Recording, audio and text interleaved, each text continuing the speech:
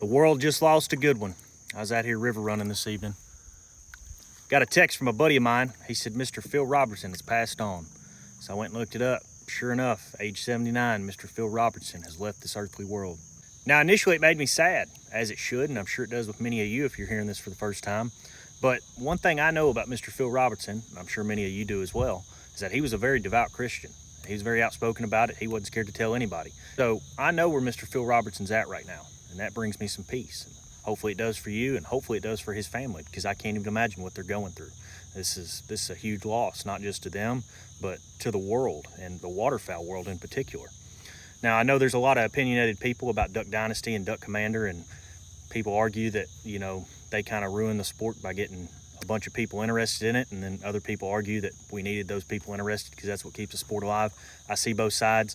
Regardless of where you stand on the whole topic, I think we can all come together to agree that Mr. Phil Robertson was an absolute legend. Phil stood on his principles, and he was an outstanding man.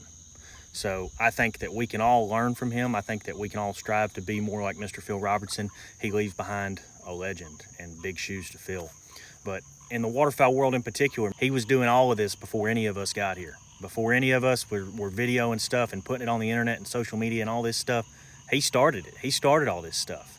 Obviously, he built a huge brand, a duck call company and everything, but his legend lives on as more than that is what I'm getting at. And he was an absolute legend of a human being. So I think we can all come together to agree on that, regardless of where you stand on Duck Dynasty and all that stuff.